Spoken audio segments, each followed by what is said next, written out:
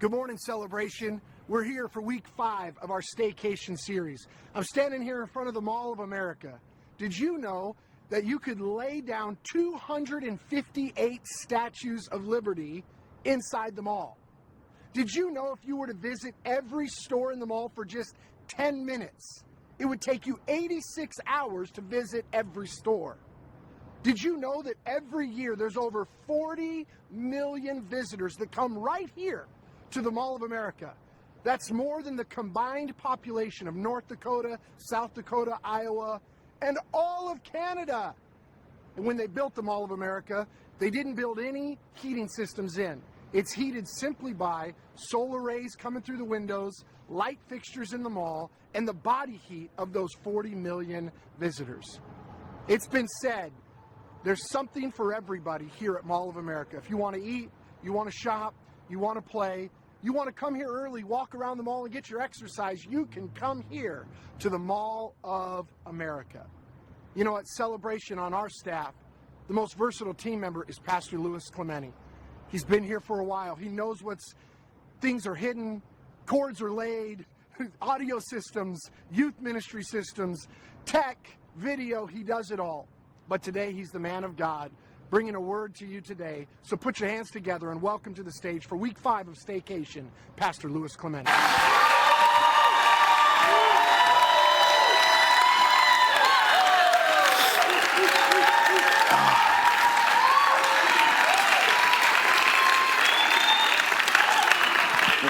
Didn't think I was going to cry to start off this message today. I appreciate that. Pastor Derek, thank you.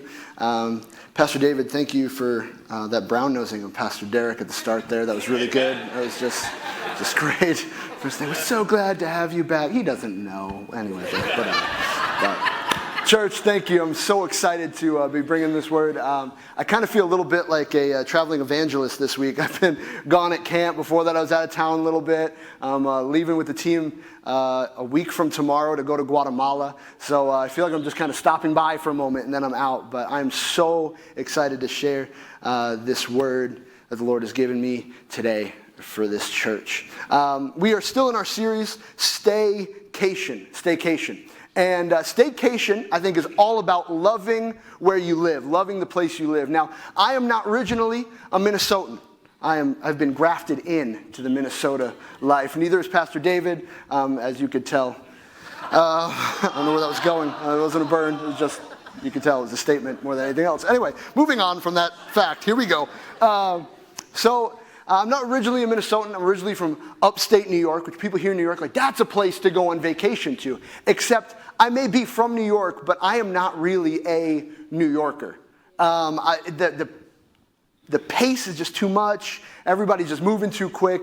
So when I met my wife, she's here in the room. Actually, she's probably in the back. Oh, she is back there. My daughter has this tendency when she sees me to kind of scream. So she's back there with my wife. She just wants to be up here. But that would be distracting for all of us if I had her up here with me. So, but I met my wife down in Florida at Bible college, and she, at the time, drugged me to Minnesota. But I have learned to love, and this is now home. We love Minnesota. I am definitely now a Minnesotan. I would call myself that. I like hot dish, you betcha, I think is something. Look at that. But we love living in Minnesota. We love doing Minnesota things. We love being in the cities, doing different stuff. We love going up to like the Duluth area. We love going to the falls. We love Minnesota. We love doing Minnesota things. In church today, I'm going to be asking us a few questions. I've got a few questions that I'm going to be rocking us through. I've learned over the years that questions is the best way to kind of walk through and figure some stuff out. With our youth, if they ever get in trouble, they come meet with me. They will tell you that the first thing I do is just to ask questions. Why did you do that thing? Students, do you think that this was a good idea? And they're all like, no, you're so right. They all know it's it. But questions is a great way of understanding and figuring things out. So I've got some questions for you today. So my question to start off with is, do you like where you live? Now let me jump back into that. I'm not talking about the state of Minnesota. I'm not talking about your town, your home. I'm not talking about that. I'm talking about the state of your life. Do you like where you live? Or maybe I should reword the question more like this. Do you like where your life is?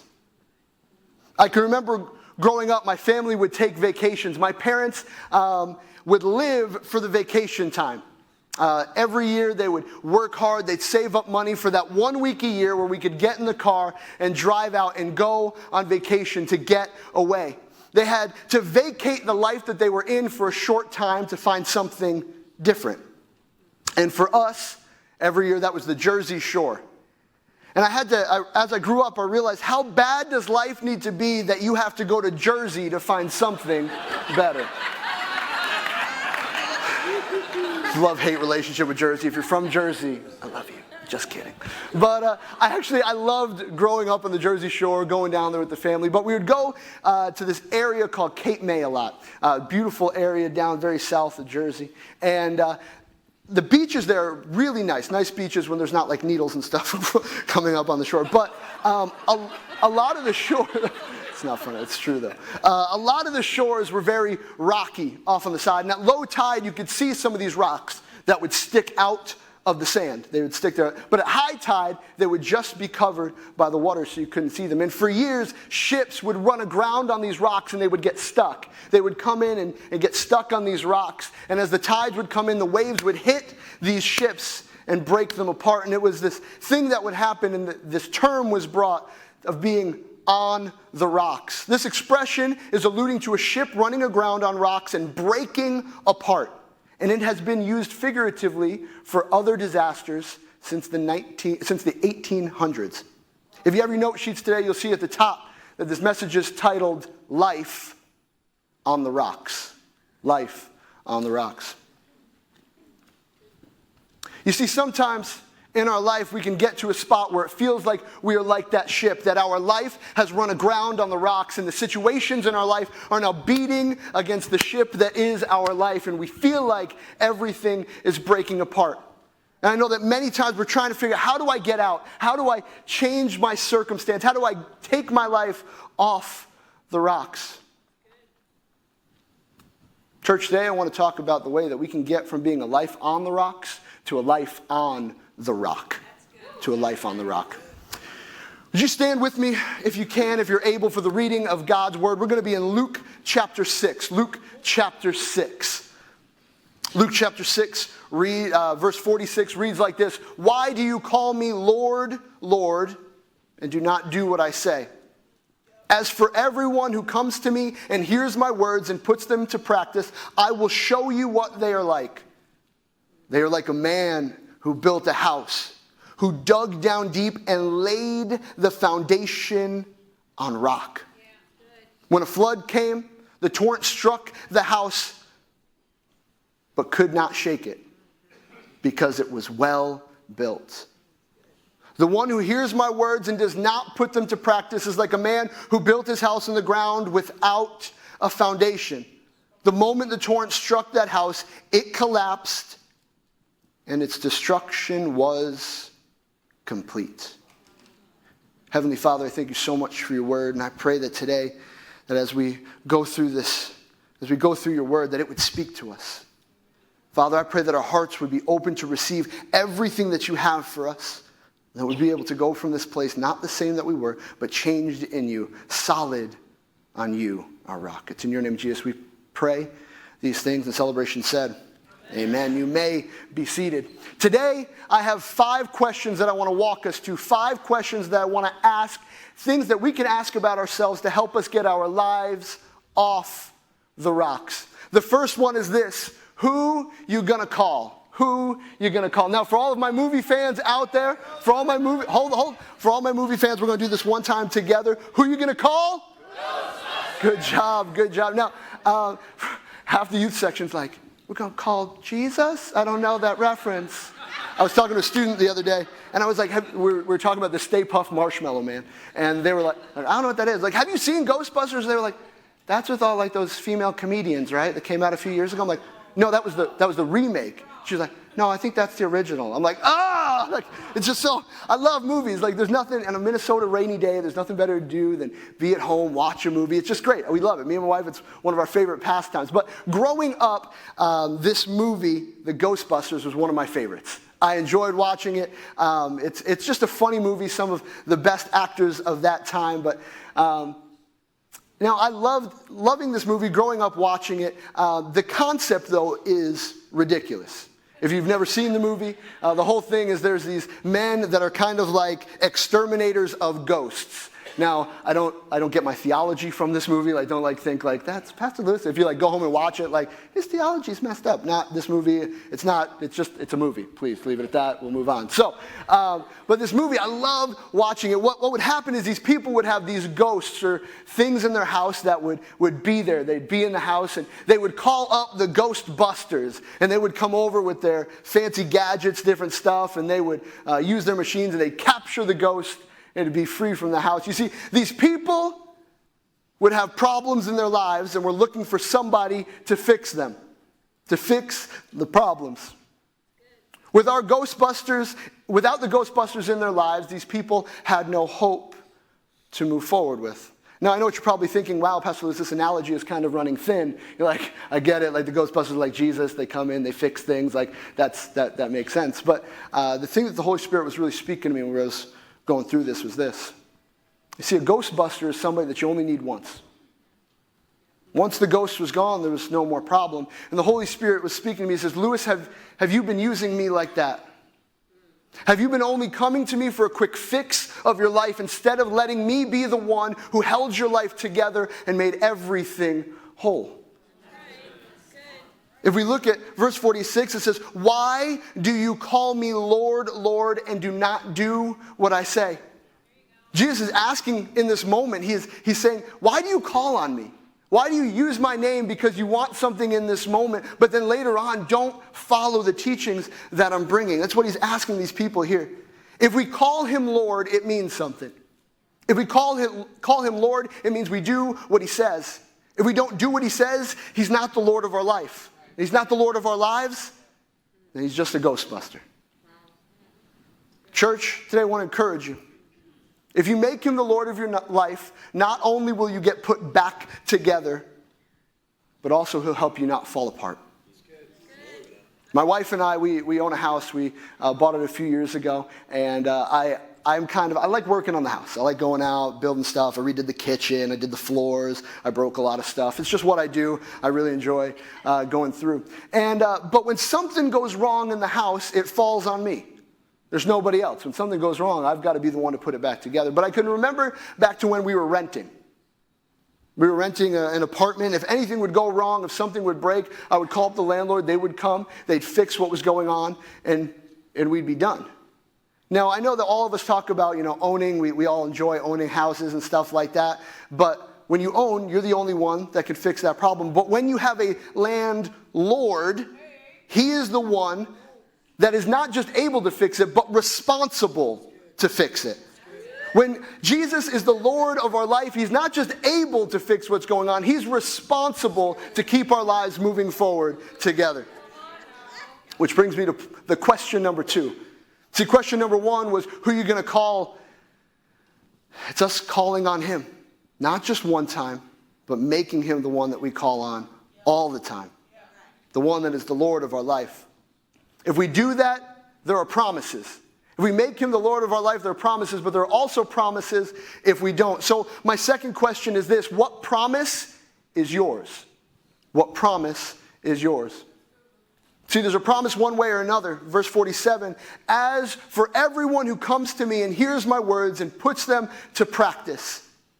Me and Pastor Derek were communicating while he was on vacation. You see, Pastor Derek is really good about going back into the Greek and Hebrew, about finding out what words really mean, understanding them in all, kind of the full context. And we were kind of talking through back and forth. I'm not as good with words. I just hit my mic, my bad. I don't even know what I'm doing anymore. But I'm not as good with words. Pastor Derek, he's got it down. But we're looking at this word, everyone. And if you look at this word, what it really means is everyone. Everyone. As for everyone who comes to me and hears my words and puts them into practice, there is a promise here. God is promising that if you follow this method, this will happen. In school, I really liked math. I know some of you are like, that is the devil, get that away from. But anyway, I really liked math. English, not so much. Math was my thing. And I liked equations. I liked knowing that if I did this, then this, then this, then this, I would get a result at the end. Anybody else know what I'm talking about with that? It made sense to me. I understood it. Now, these questions stopped making sense once English was kind of introduced into math. I never understood why letters should be in there. But anyway, I just like knowing the results. But Jesus is saying here, you have two choices. Do what I say or don't. There is no middle. Now, he's not saying that we have to be perfect. That's the thing that I love here. It says right here in this verse that puts them into practice. Puts them into practice. That old adage, practice makes perfect. Lord's just calling us to follow and to do the best that we can with what he's given us. I kind of see it like baking. Baking. Not bacon. And all my boys are like, bacon, I love baking. Baking. I love baking cookies. I love baking cookies. You know what? We should all pause here and get a cookie break. No, we got to keep going so we can get going. All right, anyway. I love baking cookies. But now I have a recipe. And I know if I follow this recipe, if I go through, at the end, I'm going to have a nice chocolate chip cookie. I know it's just the way it's going to work out. But if I decide to switch up this recipe, if I decide I'm going to go in, you know what? Sugar? Who does sugar anymore? So last year, salt. Salt's where it's at. I'm going to switch out my sugar. And you know what? Butter? Who does butter? Butter's healthy for you. Let's not do that. Just straight mayonnaise in there. Let's just put it all. At the end, I'm not going to get cookies. Like I don't know what's going to be. Don't eat that. If you go home and I'm going to make this recipe, don't. I don't know what will happen to you. We'll be praying. But I look at this thing and I'm like, well, duh, of course. Of course, if I don't follow the instructions at the end, I'm not going to get the promised result of cookies. But then why do I look at my life? Why do I look at my life and think that it's going to be any different? I look at my life and I think, well, I could just do this here and do this there and make this happen and still think I'll get the result of what Christ is talking about. It's not the way it works, but I fall into it so many times. Each of us will receive the promise, but what promise will we receive? Will it be the one that leads to a life on the rock, or will it still keep us with a life on the rocks? When the waves hit, how are things going to come out? When the diagnosis that you didn't want comes in, how will you stand? When your boss comes in and starts talking about layoffs, where will you be planted? When the bank account and the bills don't really add up to the right numbers, will you still be on your feet? Now, I'm not saying all this because if we're on the rock that things are going to be all butterflies and rainbows our whole life.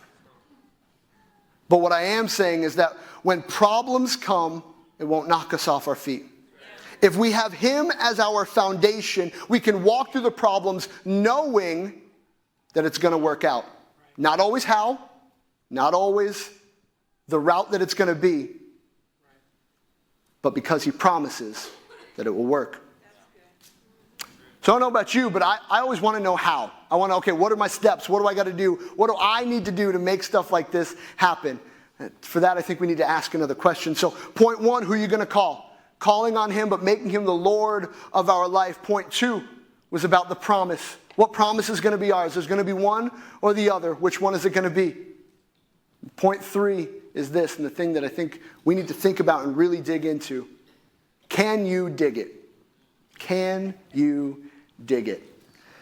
Have you guys ever heard that phrase before, call before you dig? You guys know what I'm talking about, call before you dig? It's mostly for men who decide to go and dig holes in their backyard so they don't kill their neighbors. It's for me, is what it is. It was a few weeks ago, for youth, we were setting up we were doing our Hunger Games series, getting it all ready.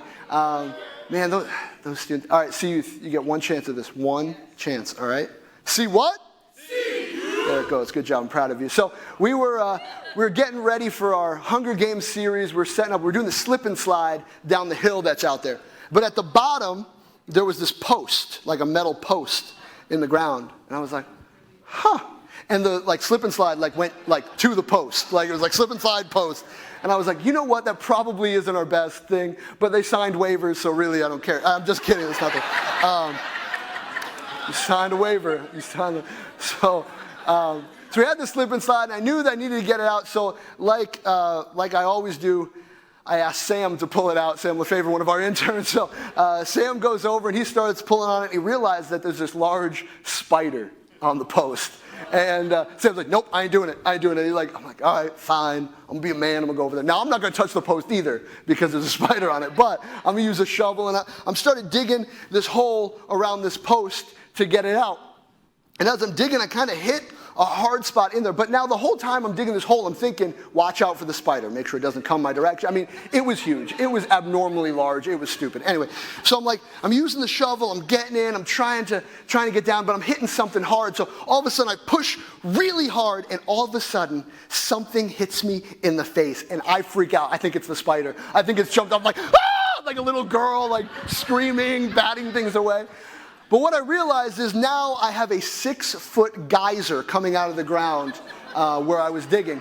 You see, unbeknownst to me, this pole in the ground was marking where there was a sprinkler head in the ground, and that I should not be digging around it, is what this pole was saying. Now, if I would have called Tom Winskog, who helps us with all of the water stuff out there, whatever it is, I would have known, don't dig around this thing. There's something down there, just be careful. But I didn't. I just decided I'm going to dig a hole, and now I had to go down, cut this thing, fix it, make it not leak water anymore. It worked out okay, but it would have been much easier if I would have called before I dug. Before I dug. Digged? Dug did. Before I dug it. Before I duggied. I don't know how to duggy. We're not going to do that. I don't know what that is. We're not going to do it. Call before you dig. You see, we use this term in construction, but when it comes to the spiritual, actually, I think it's the opposite. We say call before you dig, but in reality, in the spiritual, I think really what it needs to be is dig before the call. Dig before the call. When I was at the Bible college, I was out for about 5 years, not because I needed 5 years. I was on staff at the school. Some of you are like, oh, yeah, I could tell. Anyway, Dougied. So I was there at the school for 5 years. I was on staff at the school for 2 years. I was leading the state side. We were traveling, doing school assemblies and stuff. And I loved where we were. I loved being there. I knew that we were called and that this was the place for us. We were very invested into the students there. We felt like we were just making incredible impact for the kingdom.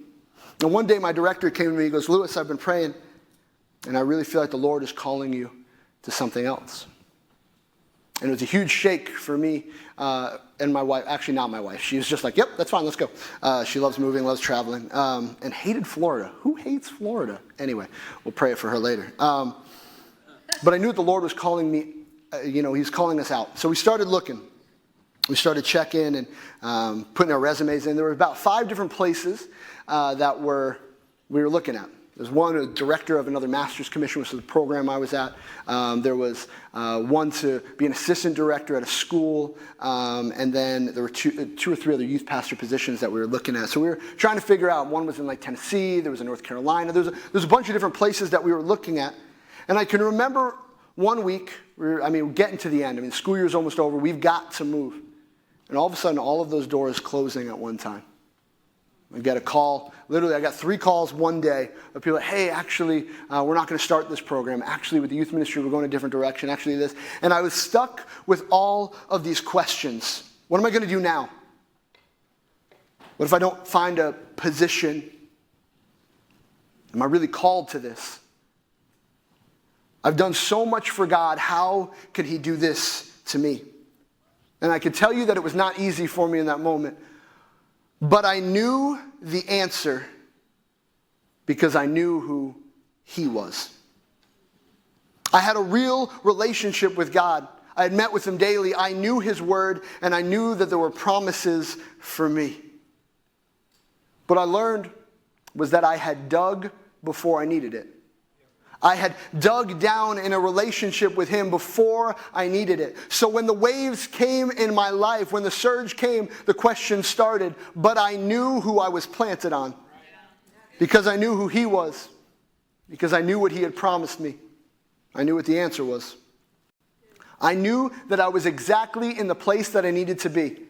I may not have known the answer, but I knew the God of the answer. And he had me.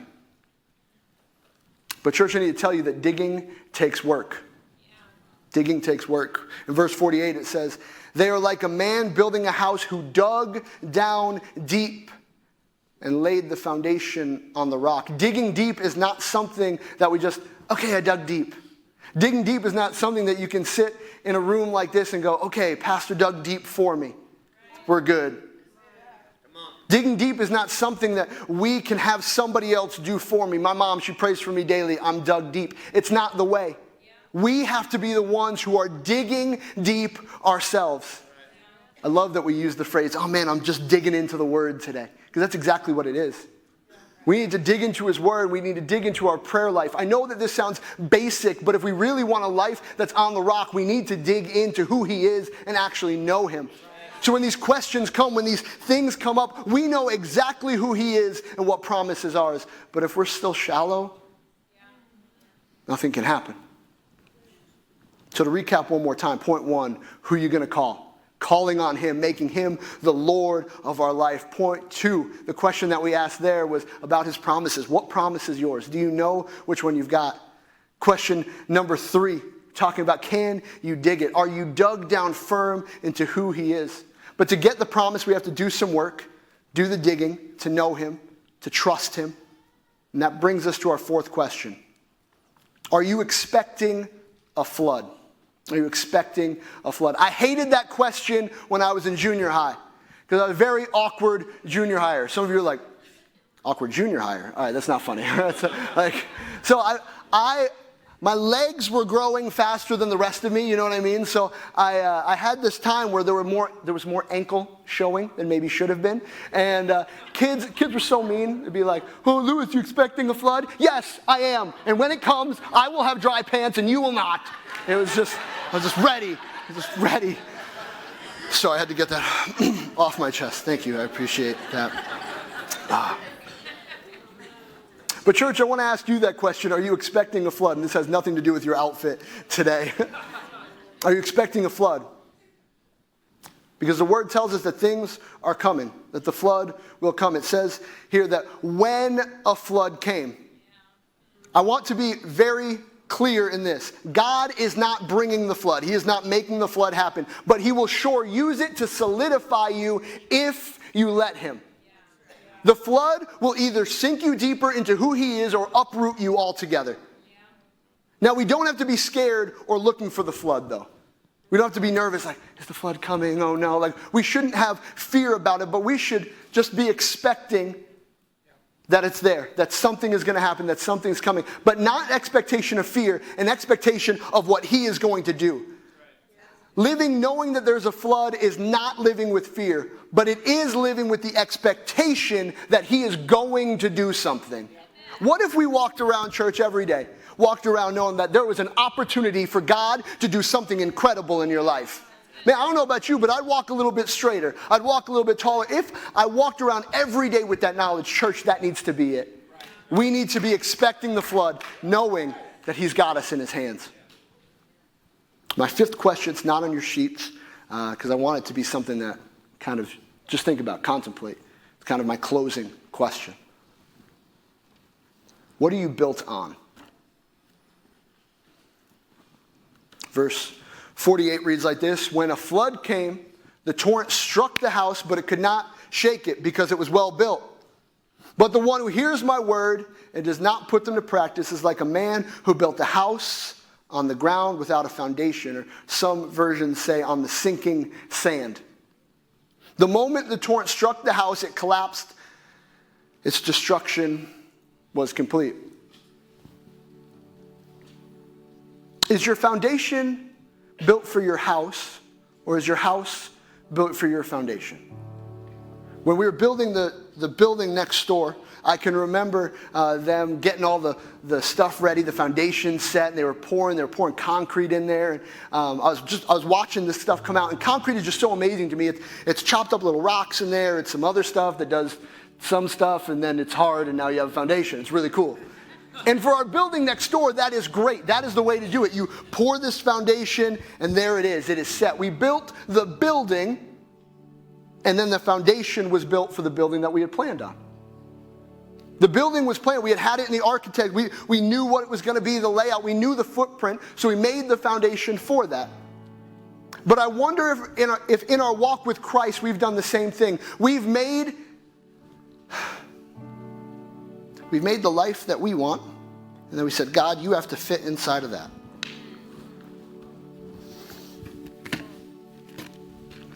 I love using props. They're my favorite. Steal it from Pastor Mary. Got a rock here. We were out there doing sod yesterday, and I was like, I need that. So I grabbed it, and I picked it up, and I put it in a bucket. It's great. But if we're saying Jesus is the rock and our foundation, and we look at his word, and we look at the things that he's given us, we're like, you know what? That part about wives submitting to your husbands, I like that. But the husbands love your wives, nah, I'm okay without that one. Or you're like, you know what, the part where Jesus went in, he like flipped tables, like that was crazy. Jesus, hey, he had a temper. I have a temper. I like that. But that part about turning the other cheek, nah, that doesn't fit inside my box. Well, you know what, I've been dealing with that lust problem for quite a while now. And you know what, it's hard to work through that. It's hard to let Jesus kind of help. You know, that corner doesn't quite fit in my house. That forgiveness piece that he talks about, you know, it's just a lot easier to hold on to it, to keep that in my life, to make that a part. You know what, I'm going to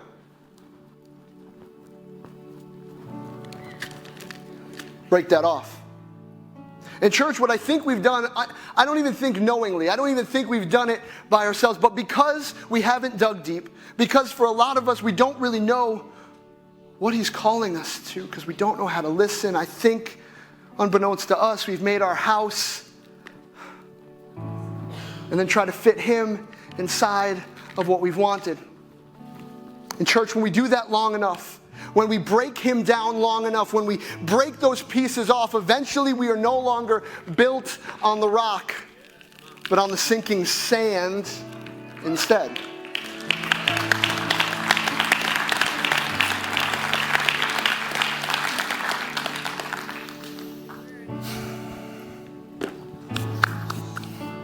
I'm all dusty. 2008, I was a freshman at the Bible college I went to, my first year there. And the school I went to kind of had this rule, this setup. If freshmen couldn't date, welcome to Bible college. I thought it was a cool rule for that time, but it was a rule that they had set in place. And I was not a very smart person, still in some areas aren't, but in that time, not very intelligent on when they said, hey, this is the rules, follow them. And about Christmas time, I started talking to this girl. Thought she was cute, started liking her, and I started a relationship with her. Now, to us, you're like, that's not big of a deal. But with this school, they had kind of set it up that we had made a covenant with God that said, hey, this is the standard that we keep to. And I had broken that standard and that promise that I had made to God. I was keeping it in hiding for a long time. I mean, I'm at Bible college, you know what I mean? Like, I'm supposed to be open. I'm supposed to be on my way to becoming this perfect Christian. But here I was, messed up. And the band that was there at the school was writing an album. And they were doing a live recording. And I can remember it was kind of for us a worship set. So we were all in the main sanctuary. And I was just praying. I was listening to the songs. We were singing along. And it was just incredible. And the Holy Spirit began to speak to me. He says, Lewis, how can I do anything with you if you won't give everything to me? So I went to one of my leaders that day. I said, hey, I've been messing up. There's something in my life that's a problem. I need it out. He looked at me, he's like, okay. He texted our director, he's like, all right, we have a meeting with Pastor Art tomorrow. We'll kind of figure out where we go from there. For people in that program in the past that have done what I had done, it was you were kicked out of the program. And here I was, knowing that I was called, knowing that God was who he was, and knowing that I was supposed to be where I was, and knowing that I had messed this up. And I didn't know what to do. And I can remember leaving, and I went out to this park. That was normally the park where I would go when I needed a little bit more of Jesus. And I went down there and I was trying to call my aunt and uncle, like my spiritual parents. I tried to call them to find out what's going on. Like, I called my uncle first, no answer. I called my aunt, no answer. I called my uncle again, no answer. Nobody would answer. I called one of my roommates to talk to him, no answer. And I'm sitting out at this park, and all of a sudden it begins to rain. This torrential downpour. I'm like, I better get underneath, this. I had my phone on me. So I went underneath this place. I couldn't get home. It was probably a mile walk back. I would have been soaked, so I just had to wait it out.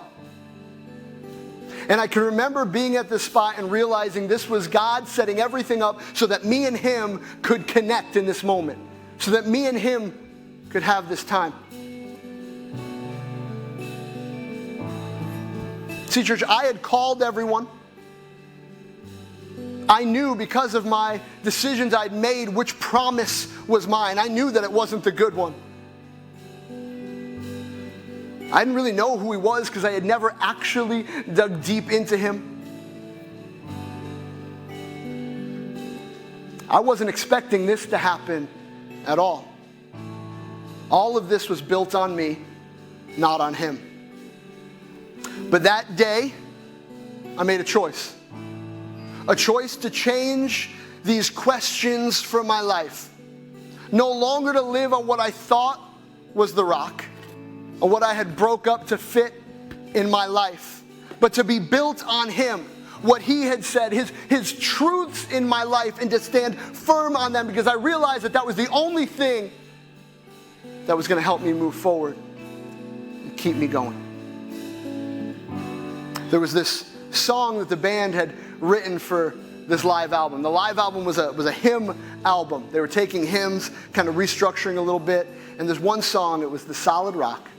And they added this tag onto the end of the song. The tag on the end went like this. It said, "When my world falls apart and the light turns to dark, when the clouds gather round and the storms overwhelm, when my heart breaks in half and my strength cannot last, when I'm lost in this land and I can't see your plan, I'll stand." The song was brand new for us that day, but somehow that bridge stuck in my head like glue. And it was the only thing I knew to sing, so I would sit there when the rain was coming down. Nobody would answer my phone call, and all I did was belt in a horrible voice. When my world falls apart, when everything that I had built is gone, and the light turns to dark, when I can't really see who he is, when the clouds gather around, the storms overwhelm, when I was heartbroken, my strength couldn't last, when I was lost in this land and I couldn't see the plan, I had a choice to stand. Church, today, I believe we have that same question at hand. Will we choose to stand? Each of us in this room has a different walk with Christ right now. Each of us is at a different level with where we are. I think for some of you in this room, you came into this place wondering, how am I going to keep going? My life feels like it's falling apart. How can I move forward? I think for many in this room, you were in the exact same situation I was that day. And maybe we've gone through all these things that, all these questions we need to ask and change. But church, it all boils down to one choice that we can make today. That day, I chose to give everything to him, to not leave one piece behind, but hand it all to Christ, to really make him my foundation. And today, that choice is yours as well. Church, would you stand with me real quick as we come to the close of my message? Just like on that day, I had nobody there. I was alone. I was frustrated. But in reality, I was not alone at all. I had the one with me, the only one who could change the circumstance of what I was in, and to put me back together for good. And church, today, I want to extend that same thing to you. I had the band pull this song out of the vault. And I just want us to take a moment. I believe when we stop and we focus on him, when we say, you know what? Jesus, I will make you the rock of my life. I will make you the foundation that I've needed for so long. I don't want to be stuck in the sand anymore. We can make that choice right here today. So, church, would you do me a favor? Would you sing? We're going to sing the Solid Rock. You just take a moment. Focus on Him. Focus on what He wants to do in your life. Take a moment. Maybe it's been a while since you prayed. Take a moment. Just pray. And let's declare this over our lives. Let's sing together.